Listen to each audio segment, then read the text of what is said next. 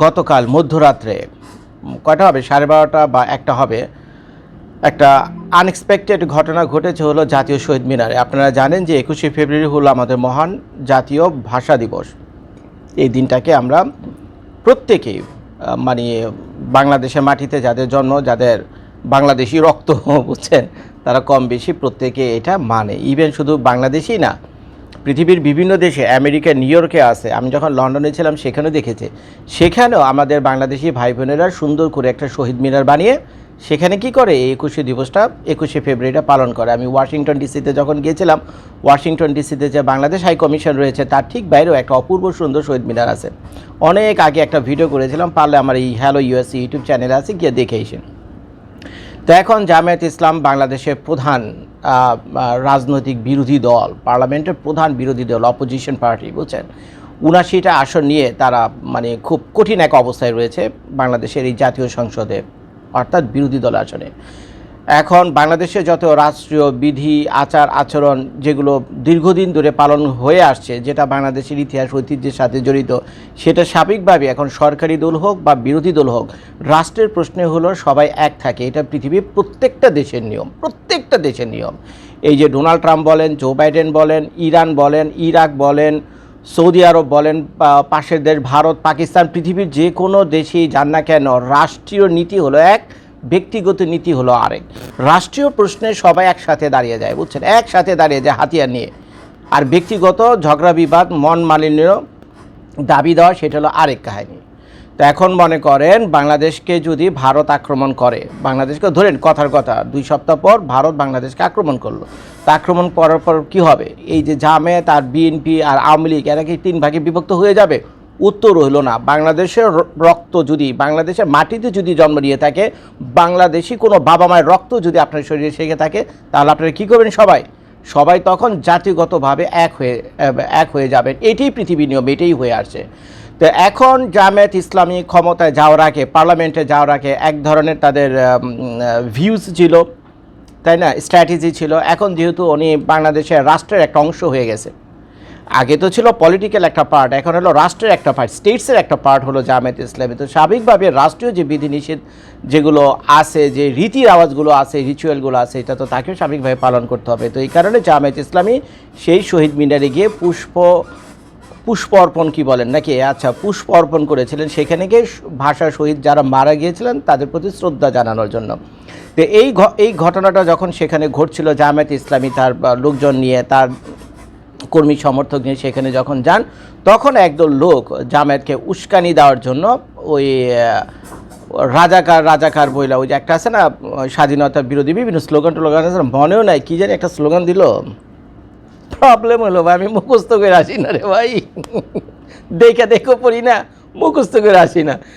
ও রাজাকার 71-এর রাজাকাররা সাবধান, এই ধরনের একটা স্লোগান দিয়েছিল। 71-এর রাজাকার সাবধান। ভাই 1971 সাল, আজ থেকে প্রায় 55 বছর আগের ঘটনা।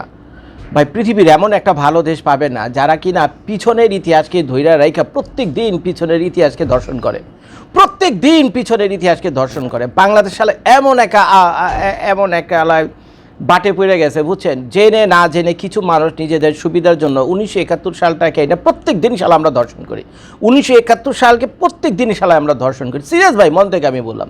আরে ভাই, ভিয়েতনামে এত যুদ্ধ হয়ে গেছে, ভিয়েতনামের লোকজনকে গিয়ে জিজ্ঞেস করে দাও কয়দিন ভিয়েতনামের স্বাধীনতা নিয়ে ওদের আলাপ আলোচনা হয়। আরে পুরা জাপানের 2টা শহর একেবারে খানা করে দিছে আমেরিকা। জাপানের 2টা শহর হিরোশিমা নাগাসাকি একেবারে তামা করে দিছে আমেরিকা।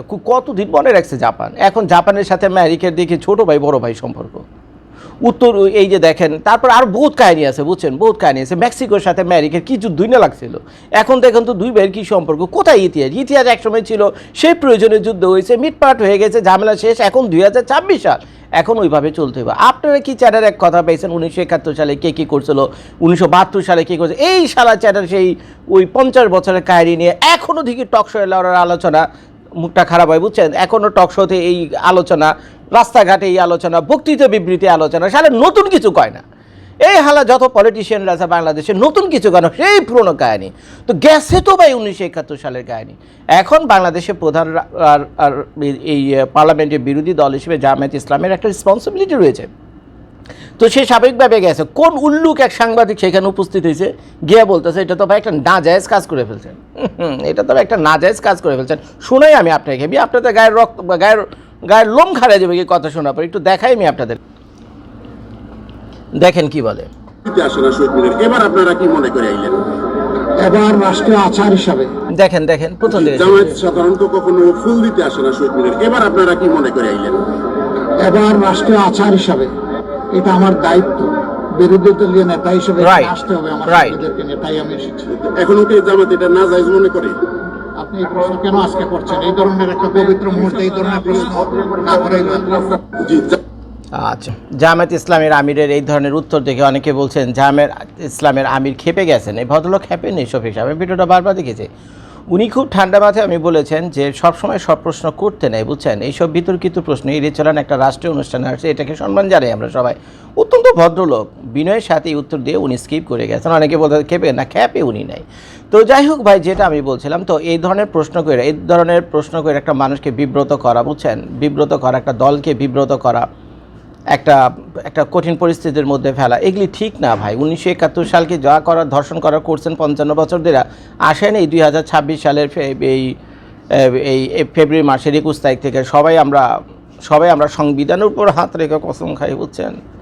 আর আমরা স্বাধীনতাকে ওই ধর্ষণ বর্ষণ করা তখন ওটা বাদ দেন, ওইটার জায়গা আছে, ওটার মতো ছেড়ে দেন রে ভাই, বুঝছি তো, হয়েছিল আমাদের একটা স্বাধীনতা যুদ্ধ, মনে আছে, যা মনে আছে, বুঝছেন। এইগুলো ছাইরা ভালো হয়ে যান। আগামীতে বাংলাদেশ কী করবেন সেটা নিয়ে চিন্তা করেন মিয়া। পাশের দেশ ইন্ডিয়াতে AI নিয়ে সামিট হইতেছে মিয়া, কে কি আর্টিফিশিয়াল ইন্টেলিজেন্স দিয়ে কে কী বানাইছে সেগুলি নিয়ে কঠিন প্রদর্শনী হইতেছে। কেউ কুত্তা বানাইছে, কেউ ড্রোন বানাইছে, কেউ বাঘ বানাইছে, কেউ কাজের বুয়া বানিয়েছে, ওই যে রোবট কাজের বুয়া। আমার বাড়িতেও একটা আছে মিয়া, সিরিয়াস। আপনার ভাবি কিন্তু ঘর বাড়ি ঝাড়ু দেয় না ইদানিং, বুঝছেন। আপনার ভাবি ওই কিছুদিন আগে গোসা করে কইতেছে যে তুমি আমার একটা রোবট এই আইনা দাও, কাজের বুয়া আইনা দাও। মানে কাজের বুয়া আইনা করে দিব, আমেরিকাতে তো কাজের বুয়া নাই, তা আমি একটা রোবট আইনে দিয়েছি। সেটার রোবটটা এমন সুন্দর রোবট, ওইটা ঘর ঝাড়ু দেয়, ঘর মুছে, ঘর উভার মারে, অটোমেটিক ছাইরা দেবেন, ঘরের কোনা কানার পুরো ম্যাপ এই রোবটের মধ্যে আছে, বুঝছেন। তো এই সব বানায় ফেলাইছে পাশের দেশে। তার আপনারা আছেন ওই গোড়ার ডিমের 1971 সালের ওই লইয়া, বুঝছেন। ওই কাহিনী চিন্তা আপনারা বাদ দেন, আসেন মিলেমিশে কাম কাজ করি, বুঝছেন। আশেপাশের দেশ থেকে ভালো কিছু শিখেন, বুঝছেন। এগুলো দিয়ে তো জীবন চলবে না, এগুলো দিয়ে লাইফ চলবে না। 20 কোটি মানুষের দায়িত্ব আপনারা নিয়েছেন। রাজনৈতিক দল হিসেবে জামায়াত ইসলামের যেমন দায়িত্ব রয়েছে, বিরোধী দল হিসেবে সরকারি যারা বিএনপি নামক দলটা যারা ক্ষমতা রয়েছেন তাদেরও রয়েছে ভাই। আপনারা নিজেরা লাগালাগি করবেন, বহুত টাইম আপনারা পাবেন, বুঝছেন। কিন্তু এই মানুষের 20 কোটি মানুষের কেমনে খাওয়াবেন, কেমনে তাদের ভালো মন্দ হবে, এগুলো নিয়ে কাম করে। আর যে লুচ্চা শালা সাংবাদিকের প্রশ্নটা করছে, আর একটু দেখার খুব ইচ্ছা ছিল, ভিডিও ক্যামেরা আমি দেখিনি। আপনারা যারা আমার এই ভিডিওটা দেখছেন, পারলে এই লুচ্চা সাংবাদিকের একটু চেহারাটা আমাকে একটু দেখেন, নাম কি এবং কোন পত্রিকার, বুঝছেন। তার একটা দোলাই দেওয়ার সময় এসে পড়ছে, বুঝছেন। তার একটা দোলাই দেওয়ার সময় পড়েছে, শালারা সময় পায় না কোন সময় কোন প্রশ্ন করতে হইব। তো এইভাবে যদি আপনারা করতে থাকবেন, মানুষের ভিতরে হিংসা বিদ্বেষ ছড়াবে, বুঝছেন, এবং এটার ভালো কোনো ফলাফল নিয়ে আসবে। পাশের দেশ, ওই যে বেশি দূরে যেতে হবে না, সৌদি আরবের দিকেই তাকান। সৌদি আরবের রাষ্ট্রটার একটা কনস্টিটিউশন আর ব্যক্তিগত হলো আরেকটা জিনিস। সৌদি আরবের সরকার কি 5 ওয়াক্ত নামাজ পড়ে না? পড়ে তো। সৌদি আরবের সরকার বাদশাহ তো 5 ওয়াক্ত নামাজ পড়ে, কিন্তু সেখানে কি হালাল মদ নাই? সেখানে কি হালাল মদ নাই? সেখানে কি নাইট ক্লাব নাই? যদিও হালাল নাম দিচ্ছে, নাইট ক্লাব, মদ সব কিছু আছে, কিন্তু রাষ্ট্র পরিচালনার জন্য এগুলো থাকতে হয়। একটা রাষ্ট্রের ভিতরে হিন্দু থাকবে, বৌদ্ধ থাকবে, খ্রিস্টান থাকবে, বিভিন্ন ডিপ্লোমেটের লোকজন থাকবে, বিভিন্ন দেশের লোকজন সেই দেশে বেড়াতে আসবে। আপনারা যদি এই ধরনের কট্টর অবস্থানে যান, যে ছাগল এই প্রশ্নটা করছে যে নাজায়েজ মডেল করেন কেন এই ফুল দেওয়াটাকে, তো তারা আমি বলতেছি, কারণ এই জামায়াত ইসলাম একটা রাষ্ট্রের অংশ। এই রাষ্ট্রে হাজার হাজার ট্যুরিস্ট আসবে বিদেশ থেকে, বুঝছেন। তো তাদেরও তো কিছু না কিছু করতে হবে, নাহলে বাংলাদেশ কেমন আগে বাড়বে? পৃথিবীর এমন কোনো দেশ পাবে না যারা কিনা ট্যুরিস্ট ছাড়া আগে বাড়তে পারে। ট্যুরিস্ট আসা মানে সে দেশে ইনভেস্টমেন্ট আসা। যে দেশে ট্যুরিস্ট নাই সে দেশে ইনভেস্টমেন্টও নাই। পৃথিবীর একটা উদাহরণ দেখান তো, কোন দেশে ইনভেস্টমেন্ট আছে কিন্তু ট্যুরিস্ট নাই? যে দেশে ট্যুরিস্টের আনাগোনা শুরু হবে সেই দেশে ইনভেস্টমেন্টও শুরু হবে। সৌদি আরব, কাতার, তারপরে ওই যে আর ওমান, এই যে দেশগুলো এখন এত হয়ে গেছে, ফ্লেক্সিবল হয়ে গেছে কেন ট্যুরিস্টদের জন্য জানেন? কারণ তারা তাদের বিদেশি ইনভেস্টমেন্ট আনার জন্য ট্যুরিস্টদের পথ করে দিয়েছে। এই যে আমেরিকান পাসপোর্টে সৌদি আরবে পোর্ট এন্ট্রি ভিসা এখন জানেন আপনারা, আমি 90 দিন পর্যন্ত সৌদি আরবে থাকতে পারবো, আমার কোনো ভিসা টিসা লাগবে না। এইগুলো ভাই 5 বছর আগেও ছিল না, এই বাদশাহ সালমান এগুলো সব খুলে দিতেছে, মানুষের ট্যুরিস্টের আনাগোনার জন্য। আর বাংলাদেশের জন্য, বাংলাদেশের ইনভেস্টমেন্ট আনতে হলে, এই ট্যুরিস্টকে আকর্ষণ করতে হলে আপনাদের এই ধরনের ফ্লেক্সিবিলিটি আনতে হবে নিজেদের মধ্যে। তো জামায়াত ইসলাম খুব ইন্টেলিজেন্ট একটা দল ভাই, তার তো একটা দায়িত্ব রয়েছে। ভুকানাঙ্গা কাঙ্গাল 18 কোটি 20 কোটি মানুষ এদের দিকে তাকিয়ে রয়েছে। তো যে কারণে তারা সেখানে গেছে বা কিছুটা কম্প্রোমাইজ তাদেরকে করতে হয়েছে, কিছুটা রিফর্ম করতে হয়েছে। আর শালায় লুচ্চা সাংবাদিক কোত্থেকে আসে, কোত্থেকে এইসব প্রশ্ন করে মানুষের ভিতরে মানে হিংসা ঢুকে দেয়, বুঝছেন? মানুষের ভিতরে একটা হিংসা ঢুকে দেয়, একটা বিতর্কের মধ্যে ফেলে দেয়। এইসব করলে কী হবে জানেন? যারা ভালো কিছু করতে চায় তারাও ভালো কাজ করার আগে 10 পা পিছ হবে, বুঝছেন? আজকে যদি জামায়াত ইসলামী সেখানে না যেত ফুল দেওয়ার জন্য, তাহলে কোন এই ছিরাঠি দিতে পারতেন? কিচ্ছু করতে পারতেন না, না দিলে নাও দিতে পারতো।